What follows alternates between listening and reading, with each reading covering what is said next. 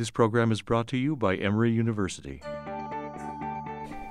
On April 23, 2015, the Center for Faculty Development and Excellence at Emory University presented a panel discussion about the tenure and promotion process at the Emory College of Arts and Sciences. The speakers were Carla Freeman, Senior Associate Dean of Faculty, Harvey Clare, Andrew W. Mellon Professor of Politics and History, and Barbara Ladd, Professor of English. Professors Clare and Ladd served on the college's Tenure and Promotion Committee. This video includes highlights from the event. I think the first message I want to try to convey is that from the moment you're hired into any position here at Emory, I am hoping that people are mindful of and interested in the kind of longue durée of your career. So if you've just arrived on Emory's campus and you're a new assistant professor and you're anticipating your pre-tenure review, which will take place sometime probably in your third or your fourth year, or whether you're on the cusp of coming up for your tenure review sometime next year, or if you're anticipating your promotion to full professor, I think it's helpful to think about all of those junctures in a kind of connected manner.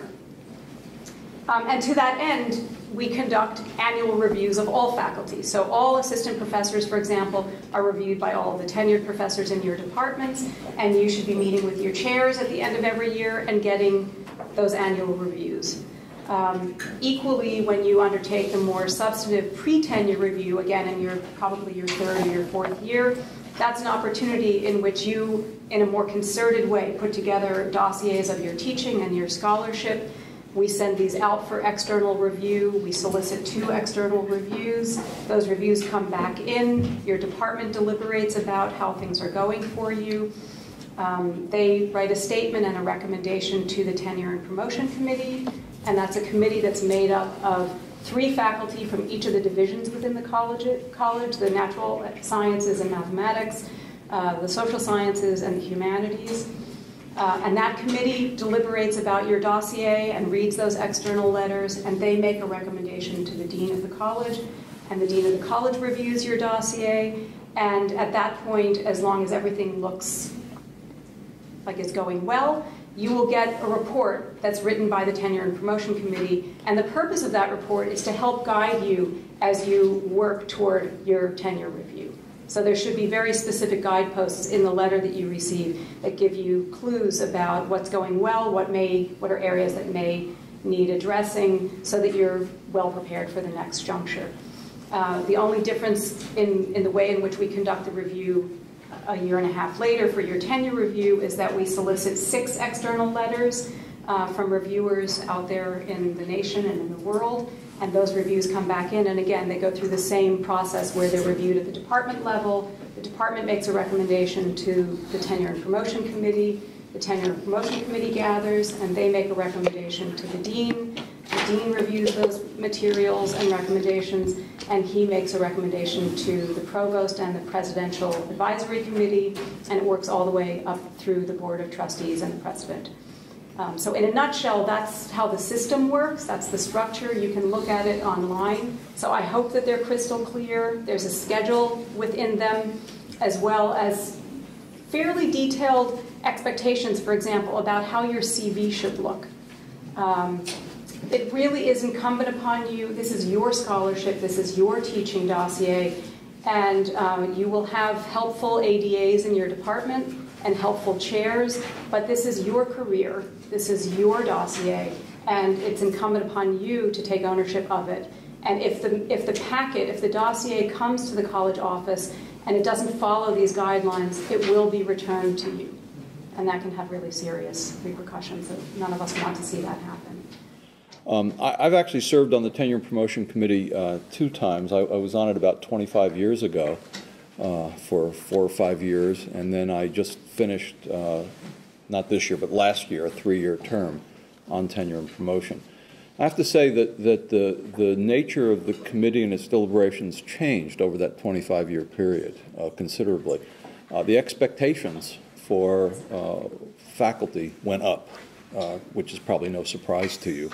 And the amount of information that the college asked you to submit also increased. The Tenure and Promotion Committee, I've been on a lot of committees at Emory. I've been here 43 years.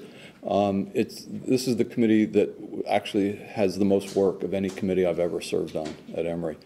It works very, very hard, and I think very, very diligently. The members of the committee are very, very devoted. They actually read all the material that you submit, and it's a lot.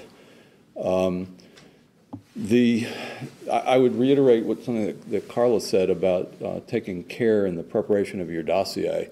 Obviously, there are parts of it that you have no control over, like the letter from your department and the outside letters. But I can recall instances when we've got resumes that are sloppy. They're not formatted terribly well. They're hard to read. The type is small. I mean, that's just basic common sense that you want to put your best foot forward. The other thing that I think is really, really helpful, it's worth spending a fair amount of time on, is when you write your research statement and your teaching statement. I'm a political scientist. Actually, I'm a political theorist, so I'm really in the humanities, although I was a social science representative on the committee. I don't have a clue about what people in the sciences are doing. And I get a resume with a list of publications. I can't even understand the titles of the publications. Now, they're outside letters and they're departmental letters, but it also helps to read the faculty member's statement of his or her research, and you'd be surprised how helpful it is if a person can explain, not necessarily in baby talk, but in terms that an educated layman can understand what they're doing. It really does help. And similarly, for a teaching statement, we've seen a wide variety of teaching statements. Some people, it's really formulaic, and you read it and it just comes across as formulaic. But it's really, really helpful to have a teaching statement that it's clear somebody has put some time and effort and thought into. That really does help. I have served one term on the Tenure and Promotions Committee and ended my term last year. It's an incredible amount of work, but it's also one of the most rewarding committee appointments I've ever had. Many of the members of the committee have emphasized this, that one of the advantages of being on this committee is that you learn a lot about the scope of research that people are doing in the college beyond your own disciplinary area. And Harvey mentioned that, sometimes people come in from the sciences, not in the humanities, people come from the sciences or the social sciences who are doing work that we're not familiar with. But there are always people on the committee, 3 people from the sciences, 3 people from the social sciences, and 3 people from the sciences. And so we explain fields to each other and explain the significance of research to each other during these meetings. So by the end of a meeting, I sometimes feel as if I'm up on the latest research in biology or chemistry. So that's good. We do read the dossiers, and the research statements and teaching statements are extremely important. I think that it's most people who are coming up for tenure or promotion do take both the research statement and the teaching statement and the service statement very seriously. If we see problems in those areas, in my experience, it's often that the teaching statement is given short shrift. And I'd like to encourage people not to do that. We want to see evidence of the way you think about your teaching, the way you design your courses, the goals for your teaching in the classroom and beyond the classroom, your achievements in teaching. All of these are important. And Carla said something, too, that from the moment of your arrival on campus, you need to be thinking about your research trajectory and your teaching trajectory and your long-term, what's going to happen to you over the years at Emory in terms of where you're going in your teaching, where you're going in your research. And I think that's extraordinarily important.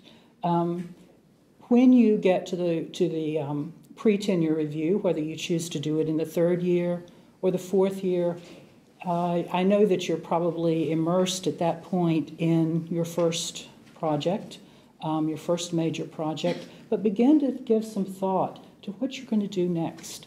And if possible, to begin to circulate some material to conferences or to journals in your area, because trajectory is important.